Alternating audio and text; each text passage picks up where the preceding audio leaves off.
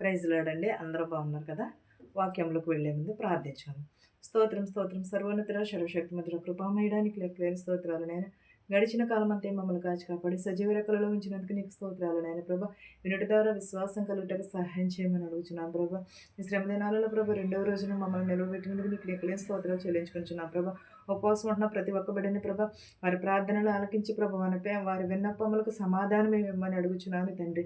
ఉపవాసం ఉన్నవారిని కానీ లేని వారిని కానీ ప్రతి ఒక్కరిని ప్రభు దీవించి ఆశీర్వదించమని, నా ప్రార్థనను అంగీకరించమని యేసు నామములో బ్రతిమాలి వేడుకొనుచున్నాను తండ్రి. ఆమేన్.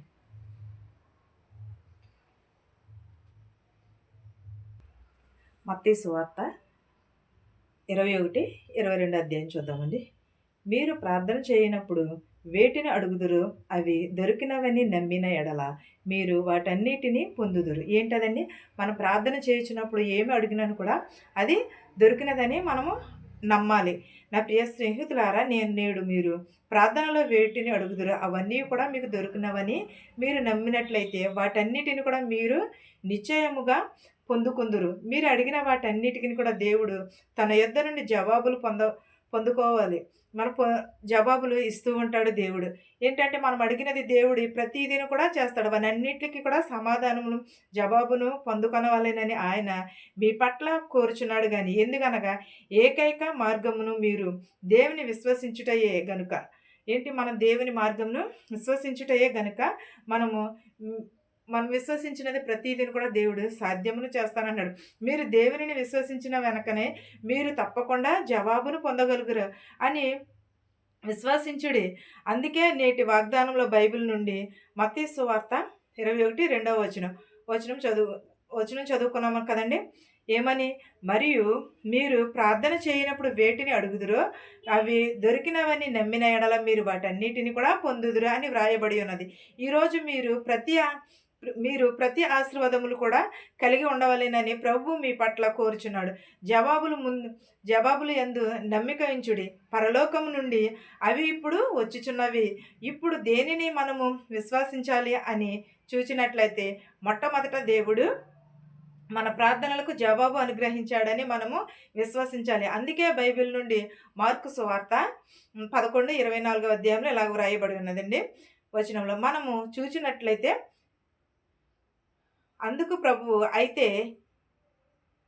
అందుకు యేసు ప్రభువు అందుచేత ప్రార్థన చేయనప్పుడు మీరు అడుగుచున్న వాటి నెలను పొందుచున్నామని నమ్ముడి. అప్పుడు అవి మీకు కలుగునని మీతో చెప్పుచున్నానని సెలవిచ్చుచున్నాడు. అంటే మనము దేవుని ఎదుట అడిగినవన్నీ కూడా పొందుచున్నామని మనం నమ్మాలి. అని సెలవిచ్చుచున్నాడు. ప్రార్థనలో అడుగు వాటన్నిటిని కూడా మీరు పొందుచున్నామని నమ్మిన ఎడల అవి మీకు సొంతం అవుతాయి. ఆయన సెలవిచ్చుచున్నాడు కదా. ఒక వేచి మీరు ప్రభువైన యేసునకును ప్రార్థన చేయనప్పటికీ కూడా ప్రభువా నాకు తెలుసు, నేను ప్రార్థన చేసి ఉన్నాను, ఇప్పటికే నేను వాటికి జవాబును పొంది ఉన్నానని చెప్పుడి. మీరు ఒకవేళ వాటిని చూడకపోయినప్పటికీ కూడా మీరు వాటిని అనుభూతి చెందకపోయినప్పటికీ మీరు వాటిని మీరు చేతులలో కలిగి ఉండకపోయినను సరే, అయినప్పటికీ సరే ప్రభువా నేను ప్రార్థనలో అడిగి ఉన్నాను అని చెప్పుడి. ప్రభు అయిన యేసు మీరు అలాగన చేసి నాకు వందనములు చెప్పిన ఎడల మీరు వాటిని కలిగి ఉందిరని చెప్పుచున్నాడు. అన్నీ కూడా చెప్పుచున్నాడు. రెండవ దినమున చూసినట్లయితే షరతులు లేకుండా దేవుడు మిమ్ములను ప్రేమించుచున్నాడు అని విశ్వసించినట్లయితే ఆయన మిమ్మును కూడా ఎంతగానో ప్రేమించుచున్నాడు గనుకనే అందుకుని బట్టి మీకు జవాబును అనుగ్రహిస్తున్నాడు. అందును బట్టే మీకు జవాబును అన్నీ మీరు నమ్మిన ఎడలైతే వాటన్నిటిని కూడా పొందుచున్నామని నమ్ముడి. ఒకవేళ దేవుడు మనం ప్రార్థన చేసినప్పుడు మనకి ధారాళంగా దయచేస్తున్నాడు కదా. మనం నమ్మకపోతే, దేవుని ఎడల విశ్వాసం లేకపోతే మనం ఏమైపోయి ఉందమో దేవుడు ఇచ్చిన వాటిని బట్టి మనం ఇలాగూ ఉండగలుగుతున్నాము.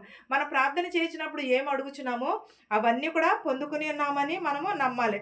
నమ్మినట్లయితే అప్పటి వాటిని జవాబును అనుగ్రహిస్తాడు. అట్లయితే అప్పుడు వాటన్నిటిని కూడా మీరు పొందుకొనేదరు. అప్పుడు దేవుడు వాటన్నిటిని కూడా మీకు దయచేస్తాను, అనుగ్రహిస్తాను అంటున్నాడు. నా యొక్క మనవులను కేటాయించి ఉదయకాలమునే లేచి నా యొద్దకు ఉదయకాలంన మనం లేచి ప్రార్థన చేసుకుంటే ప్రతిదిన కూడా సాధ్యమవుతుంది. ఉదయంనే లేచి నా యొద్దకు వచ్చేస్తుంది. ఆమె ఏమి చెబుతుందంటే, తాతయ్య గారు ఈ ఫ్లైటు బ్రష్ బ్రష్ మరియు పెయింటింగ్ పుస్తకము నాకు కావాలి. నాకు ఇవ్వండి. మీరు నాకు ఇస్తారని తెలుసు. ఇకను మీరు నన్ను ఎంతగానో ప్రేమించుచున్నారని నాకు తెలుసని చెప్పిన కొత్ ఒక తాత, మనవరాలు ఉన్నప్పుడు ఆమె తాతయ్యనే అడుగుతుంది. నేను పొద్దున్నే లేచి బ్రష్ చేస్తున్నాను. ఇది ఫ్లైట్ నుంచి వచ్చింది కదా! అని అడుగుతుంది ఆ తాతయ్యని. అని చెప్పిన కొంత సమయంలోనే ఎలాగోలాగున అది అక్కడ నుండి ఆమె చేతులలోకి వచ్చేస్తుంది. ఎందుకనగా నేను ఆమెను ప్రేమించుచున్నాను గనుకనే ఆమె ఏది అడిగినను నేను ఆమెకు ఇస్తాను అని ఆ తాతయ్య గారు చెప్పుచున్నారు. ఎందుకంటే తాత, మనవల ప్రేమ చాలా విలువైనది కదండీ! తాతయ్య అడగగానే అన్నీ తెచ్చిచ్చేస్తాడు. మన తండ్రి కూడా మనకి అన్నీ కూడా తెచ్చిస్తూ ఉంటాడు. అన్నీ కూడా ధారాళంగా దయచేస్తూ ఉంటాడు. ఎందుకంటే మనం దేవుని బిడ్డలం కదా! అందుకని అడిగినవన్నీ కూడా పొందుచున్నామని మనము నమ్మాలి. ఒక నమ్మకపోయిన ఎడల విశ్వాసం లేకుండా మనము ఉంటే అవి మనకి అనుగ్రహింపబడవు. మనం పొందుచున్నామని దేవుని యందు ప్రతిదిన కూడా నా పొందుకుని ఉన్నామని నమ్మి ఉండాలి. ప్రియులారా, ప్రభువు యొక్క ప్రేమ కూడా అలాగనే ఉంటది. మన తాతయ్య మనకి ఎలాగైతే బ్రష్ తెచ్చిచ్చి అన్నీ తెచ్చేసారు, ఇవన్నీ కూడా హెలికాప్టర్‌లో వచ్చినాయని చెప్పినప్పుడు నమ్ముతాడా? అలాగే మన ప్రభువు కూడా అలాగే మనకు కూడా దయచేస్తాడు. మనకు కూడా మనము ఆయన చిత్త ప్రకారం అడుగుతున్నామని ఆయన మన యందు నమ్మిక ఉంటాడు. అందుకనే కీర్తనలు 13 5వ అధ్యాయంలో వచనాలు చదువుదామండి. నేనైతే నీ కృపయందు నమ్మిక ఉంచియున్నాను. నీ రక్షణ విషయమై నా హృదయము హర్షించుచున్నది అని చెప్పబడిన ప్రకారము మనము ప్రభువా, నా ఎడల నీ ప్రేమ వాత్సల్యమును చేదైనదై ఉన్నది. అందరి విషయంలో నేను ఓటమి పాలు అయినప్పటికీ, అన్ని విషయాలలో నేను వైఫల్యము చెందినప్పటికీ, నీవు షరతులు లేకుండా నీవు నన్ను ప్రేమించుచున్నావు. నేను పాపము చేసినప్పటికీ నేను నీ యొద్దకు రాగలను. నేను పాపములను చేసి ఉన్నాను. అందుచేతనే నేను నా పాపములను ఒప్పుకుంటున్నాను. నీవు నాకు జవాబును అనుగ్రహిస్తావని చెప్పుచున్నాను. అందుకే బైబిల్ను మనము చదవాలి. మనం చేసిన పాపంలో మనన్నిటిని కూడా దేవుడు క్షమిస్తూ ఉంటాడు. వాటన్నిటిని కూడా అలాగే మొదటి యోహాను 1:9 ఇలా వ్రాయబడి ఉన్నదండి. చూచిన మన పాపములను మనం ఒప్పుకున్న ఎడల ఆయన నమ్మదగిన వాడును నీతిమంతుడును గనుక ఆయన మన పాపములను క్షమించి సమస్త దుర్నీతి నుండి మనలను పవిత్రులుగా చేయను. ఏం చేస్తాడండి? మన పాపములు దేవుని ఎదుట ఒప్పుకుంటే సర్వ దుర్నీతి నుండి కూడా దేవుడు మనలను తప్పిస్తానంటున్నాడు. ఆ ప్రకారంగానే ఆయన మనల్ని నమ్మదగిన వాడు కనుకనే మన పాపములను ఆయన క్షమిస్తానంటున్నాడు. కనుకనే మన పట్ల కలిగి ఉన్న దేవుని వైఫల్యము, దేవుని ప్రేమ యందును మనము ఏమి కలిగి ఉండాలి? నమ్మకమును కలిగి ఉండాలి, విశ్వాసమును కలిగి ఉండాలి. మూడవది, మనము పొద్దున్నే లేచి నిమిత్తము ఆయన కలిగి ఉన్న ప్రణాళిక చొప్పున మనం ఏమి కలిగి ఉండాలి? మన పట్ల దేవుడు అనేకమైన ప్రణాళికలను కలిగి ఉన్నాడు. అనేకమైనవి చేస్తూ ఉన్నాడు. మనం ఏం చేస్తామంటే ఈ లోకపు వైపు చూసి మన పాప జీవితంను విడిచిపెట్టుకోకుండా, దేవునికి లోబడుకోకుండా మనం ఉంటాము. ఆయన విశ్వసించిన వారి ఎడల ఆ రీతిగానే ఆయన అడుగుచున్నాడు. మనము మరియు ప్రార్థన చేయుచున్నప్పుడు ప్రతిదిన కూడా ఆయన ఇష్ట ప్రకారంగానే చెప్తుంది. బైబిల్ వాక్యం చూద్దామండి ఒకసారి. ఇర్మియా 29:11 ఇలాగ వ్రాయబడింది. నేను మిమ్మును గూర్చి ఉద్దేశించిన సంగతులను నేను ఎరుగుదును.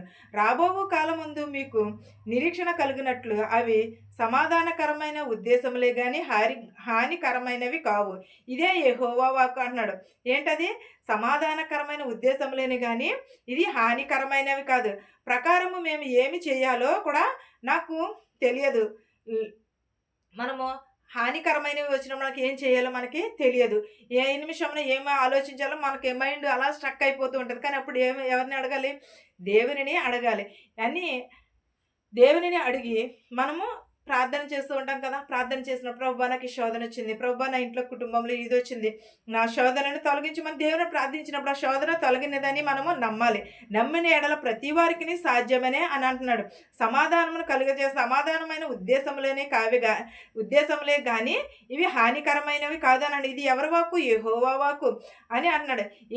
అనుకునవచ్చు మనము, నాకేమీ దేవుడు సమాధానం ఇవ్వలేదు, దేవుడు నాకేమి అనుగ్రహించలేదు అని అనుకోవచ్చు. కానీ దేవుడు ఏ సమయమందు ఏది ఇవ్వాలో దేవునికి తెలుసు. దేవుడు మన పరిస్థితులను ఎరిగినవాడు. ఆయన మన పరిస్థితులను ఎరిగి ఒక ప్రణాళికను కలిగి ఉన్నాడు. సిద్ధపాటును చేసి ఉన్నాడు. మీ జీవితానికి సంబంధించిన ప్రతి ప్రణాళికను కూడా దేవుడు సిద్ధపాటుని చేసి ఉన్నాడు.